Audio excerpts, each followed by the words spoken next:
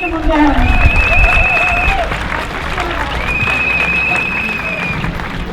hello Newcastle! It's lovely to be back, and I can bring to you greetings from York, where we had a similar event that I was speaking at this morning. So let's give York a cheer as well. And that, of course, is events happening today all around the country, with people saying very loudly and clearly, stop Brexit. That's the message we're delivering.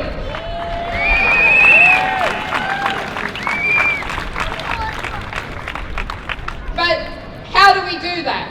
Well, what the Green Party has been saying virtually ever since the day after the referendum is, the way we stop it is with democracy.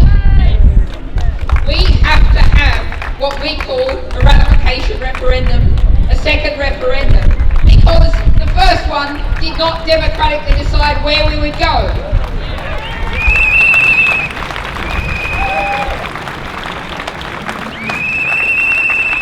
Now, I live in Sheffield, so I know all about Pacer trains. I promise you, it's not just Northumberland. You can tell my accent didn't come from there originally. But what I say is that the referendum was like saying, you're in Sheffield, drive north. That was the decision the referendum made. But do you drive north, what heading and how far? You can get to Leeds or you can get to the far north of Scotland. There was no democratic decision of what Brexit should look like. We had Daniel Hannan, MEP, extreme Brexiter, saying, this doesn't mean leaving the common market. Oh no, it doesn't. The YouTube video exists. So don't let anybody tell you a ratification referendum or a second referendum is undemocratic. Democracy demands the people have their say.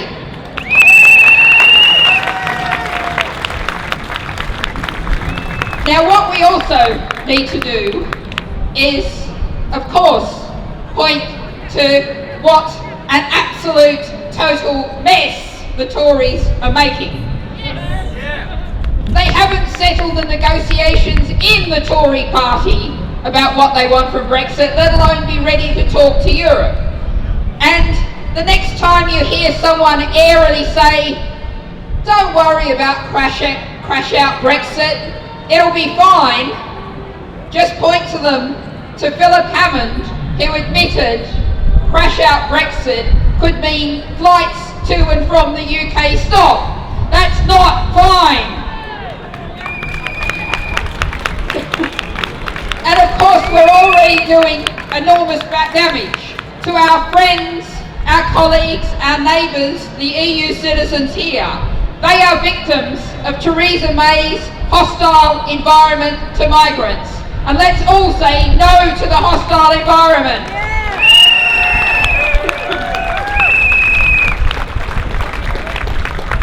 Just yesterday, the government had to pay a heap of money to EU citizens who were threatened with deportation. Now the government says, oh, it was an accident. But it's not an accident. It's a product of our bureaucrats being told, create a hostile environment. This is a conscious choice, and we have to say no to this hostile environment.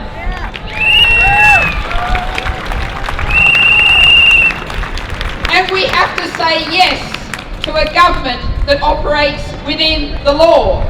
Molly Scott-Cato, Green MEP, and civil society are taking a court case to try to force the government to release those 50 studies on Brexit. We should not have to take court cases to make the government obey the law, but that's where we are now, and that's not democracy. But we can point to what's wrong, but also, crucially, if we're going to win that second referendum, which I believe will happen, the ratification referendum, we have to make the positive case for the EU. So I want to point to that handmade banner over there that says, "We love the EU!"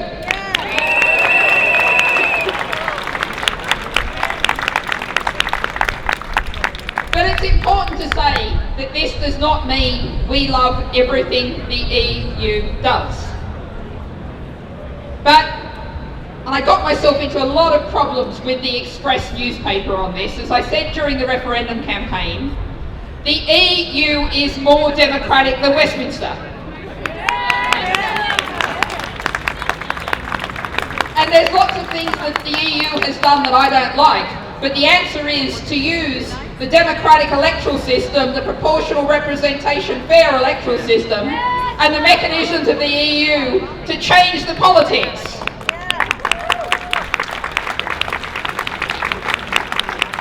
The problem is not the institutions, the problem is neoliberal politics that said greed is good, inequality doesn't matter, and we can keep trashing the planet. We stop electing people with that philosophy, we get a different kind of EU.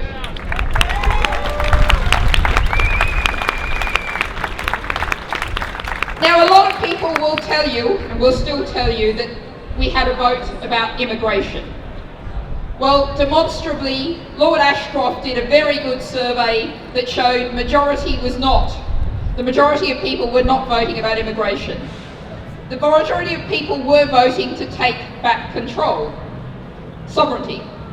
Now, I'm going to disagree with the previous speaker because I think rather than saying right off take back control, we need to seize that slogan because people were right to feel like they're not in control of their own lives. We've got multinational companies not paying their taxes, not paying their workers properly. We've got communities that are having Westminster. Think over in Lancashire. Lancashire said no to fracking and Westminster forced fracking on them. So we have a problem to take back control, but let's take back control of Westminster. That's where the problem lies. And I do get lots of people saying to me, oh, you know, I am concerned about immigration. And I say, what do you mean by that? And what most of them say is one of three things. Low wages, crowded schools and hospitals, my kids can't get a council house, housing's too expensive.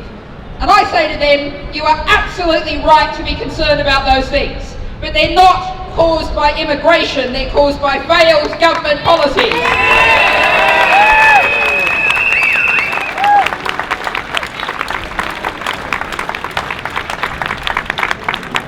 So when we say we love the EU, what do we mean? Well, for me, it means that the people of Europe can get together to democratically determine their future, improve our lives. We want to look at the practicalities. We've talked about the workers' rights, which people fought for over decades. Take a recent example, neonicotinoid pesticides. And I promise you, I practiced a lot to be able to bellow that into a microphone. The pesticides that are harming the bees. Britain got dragged kicking and screaming to a ban on neonics, and that happened after a cross-European campaign from the people of Europe getting together.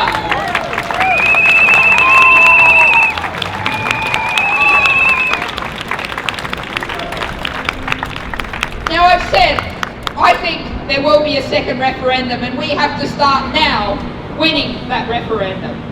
And that means, I think it's really important that we don't say to the people who voted leave, oh, you're stupid. Don't say that. People were angry, fearful of the future, feeling very insecure.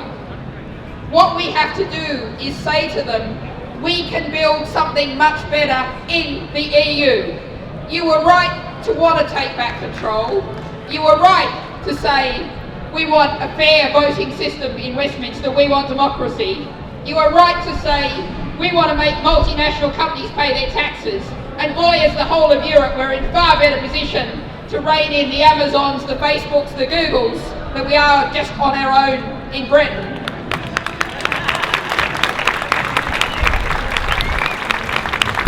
So let's make sure we say, we understand your need for change. We understand we have to change to build a fair society living within the limits of our one fragile planet.